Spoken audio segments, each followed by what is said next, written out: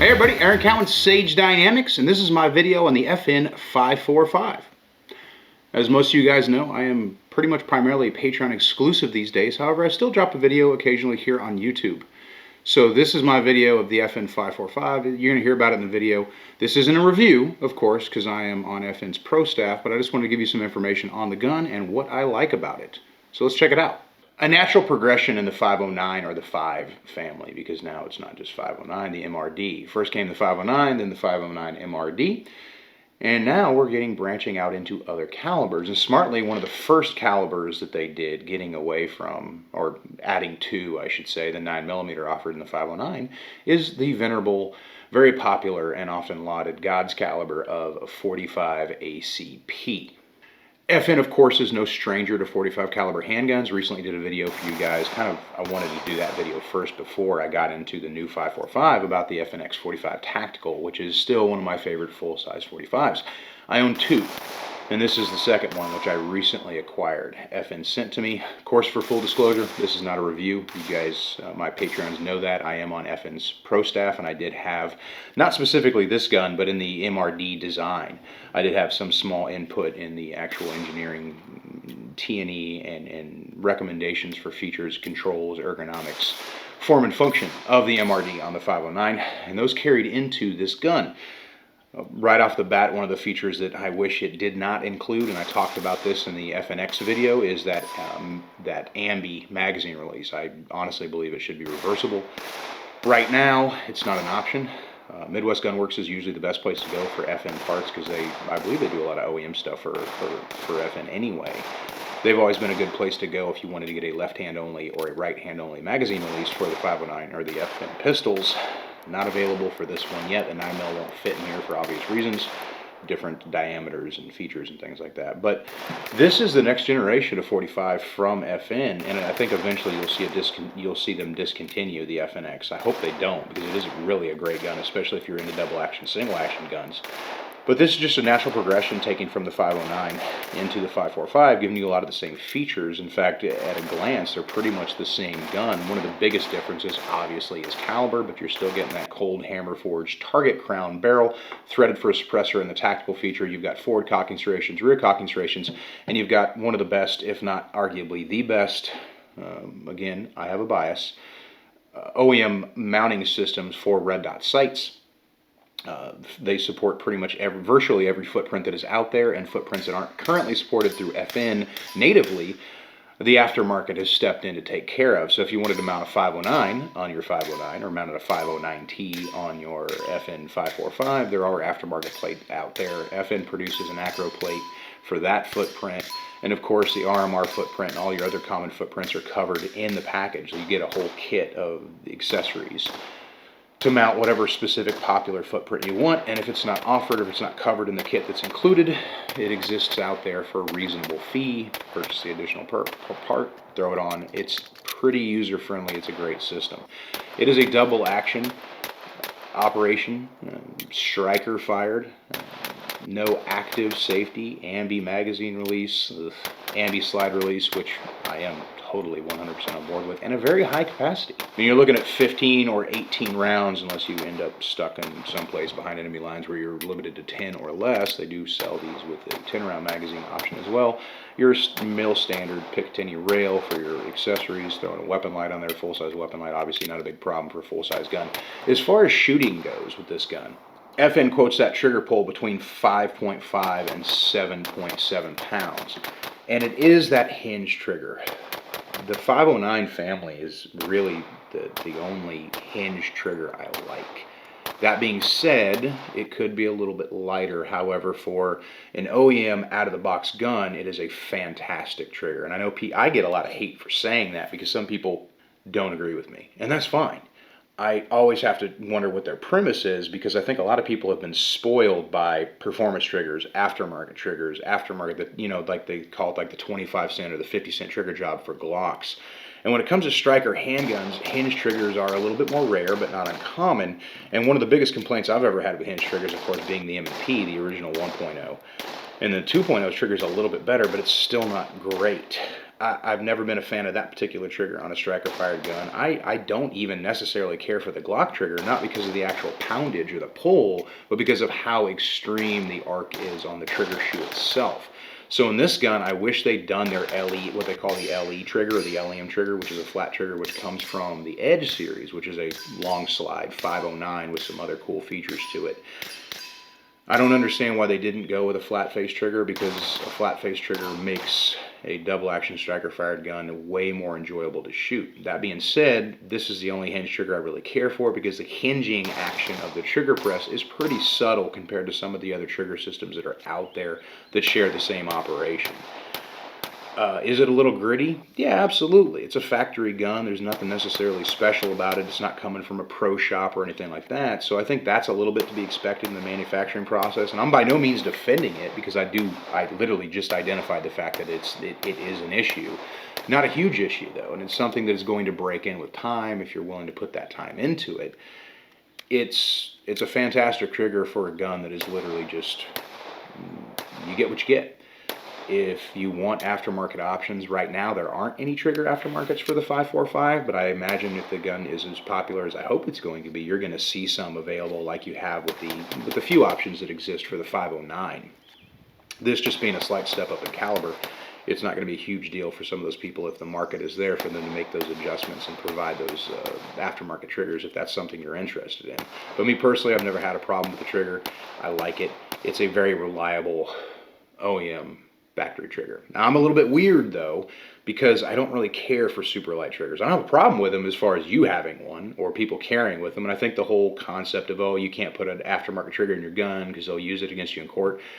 They're going to use everything against you in court. Everything. So if you can defend, or your lawyer can defend, why a lighter trigger or an aftermarket trigger is a value-added accessory and it's not just something that's there for, I don't know, fun, I don't think you're going to have any problems there at all, if it even comes up at all. And if you actually look into what the case law that's out there, or the cases that are out there when it comes to self-defense, you see safety features come up, people removing safety features from guns, but I can't think of off the top of my head of a self-defense shooting where the trigger became an at issue. Doesn't mean it hasn't happened, it just means I do look for things like that, and I haven't found one. If you do know of one, by all means, drop it in the comments section. But moving on to the actual gun itself, it's really awesome to shoot. I like the recoil pulse of 45. Granted, there is a little bit more muzzle rise involved in 45 than there is in 9mm, but this 45 is not quite as heavy as the FNX 45, at least I didn't specifically get into the numbers, but you can just tell by picking up both guns at the same time there's a significant weight difference there, at least noticeable to me. Magazine capacity is similar. Performance is, as far as accuracy goes, is very similar. The optic system is improved, even though there's absolutely nothing wrong with the optic mounting system on the FNX 45 Tactical.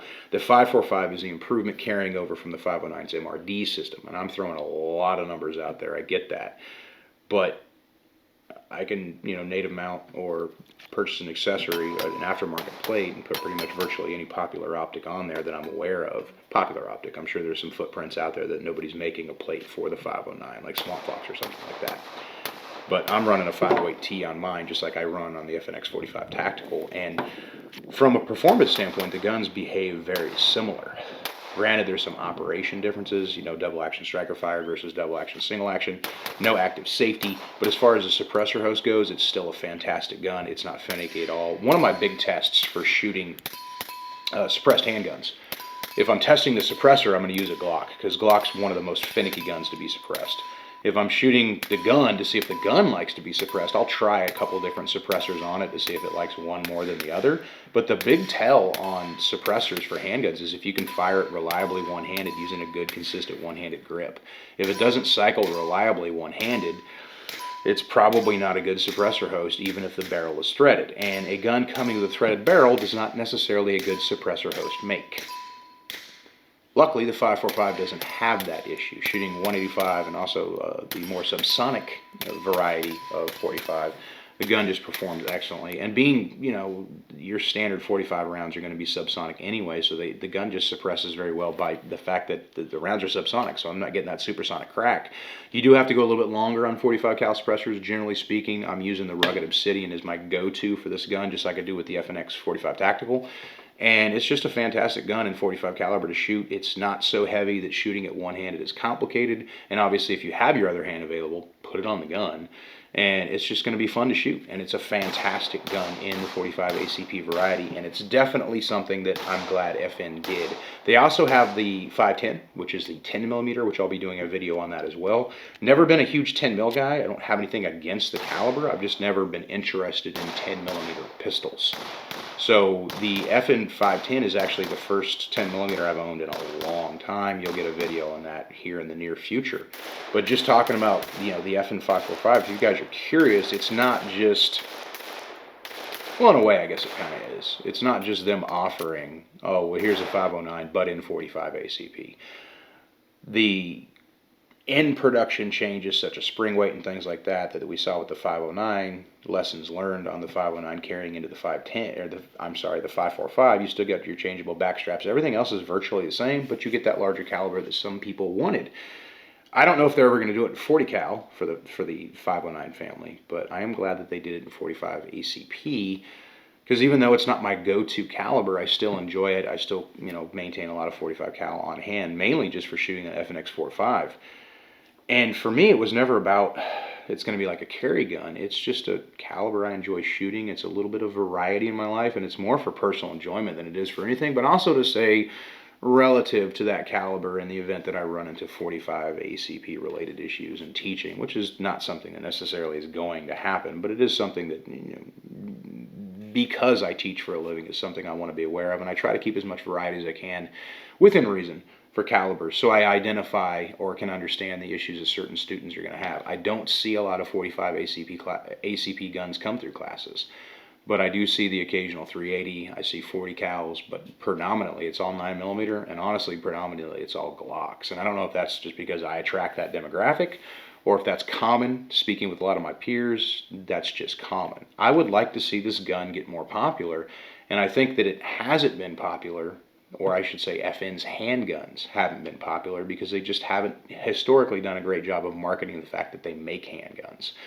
And their handguns have always been very mil-centric, very over-safe, or very military safe. Super heavy triggers, features are sometimes very conservative. Magazines have always been fantastic. I've always been a big fan of FN's mags. I like their metal mags. I like the way they do things. And the ergonomics on this gun provide a lot of excellent ability. Because it's a 45, it's a larger grip, but you still have those changeable back straps, so you can go thinner, or you can go with a palm swell if that's something that you need. And the trigger, again, some people are going to be like, oh, the trigger's trash. I'm always going to check premise on that one and be like, compared to what? What are you comparing it to? And if they're like, oh, I'm comparing it to like, an OEM Glock trigger, I'm like, okay, I might give you that. Even though I still prefer this trigger over Glock's OEM trigger, if only because of the arc of the OEM trigger. And I don't necessarily like to get in comparisons, but as I told you guys on Patreon, I would do so more for you. I don't really have any 45s to compare this to other than the FNX 45 Tactical, and this is an improvement on it. It is a different type of operation system. I definitely get that, but I'm getting the same performance of gun, same near capacity of gun, same features of the same gun with an improved optic mounting system and what I think is an improved overall trigger press. The single action pull on the FNX 45 is fantastic. Double action pull is a bit like a staple gun. With this gun, I'm not really running that issue because first to last round, I'm getting that double action striker fired pull and a very reasonable size, reasonable weight, high capacity 45 with a fantastic optic mounting system. And it comes with, your suppressor height sights and everything right out of the box, 2 magazines, either, 15 and 18 or 210s or whatever combination you end up with. And I've got a full-size light rail, full-size dust cover. If you wanted a 45 ACP and a non-double action, single action, you were going for a striker fire, then this is kind of the gun to get as far as ergonomics go. It's definitely superior to some of the other full-size 45s that are out there. Again, my personal opinion. So if you guys are curious about the 445, the overall performance of the gun, it's a fantastic gun. You can run it almost as fast as a 9mm. You can conceal carry it if you wanted to, because it's not laboriously large. I went with some A&R design holsters for it. Alex over there sent me some holsters that right now they have non-light bearing. They got light bearing coming soon. And I shot this thing a lot from concealment, just getting comfortable with it. And I like it a lot. I don't know if it's something I would necessarily carry, because let's be honest, my 9mm is a lighter overall handgun for a long 12-hour day. But I wouldn't be upset to have to carry it. And you know, for those of you people who absolutely have to have 45 ACP as your self-defense round, either outside the house or in it, this is an excellent choice. And there you have it. If you're interested in staying up to date on Sage Dynamics content, you can head over to patreon.com/Sage Dynamics, where you'll get videos like this first, and videos that will never, most videos, almost all videos, that will never be on YouTube. Till next time, everybody, Aaron Cowan, Sage Dynamics, train accordingly.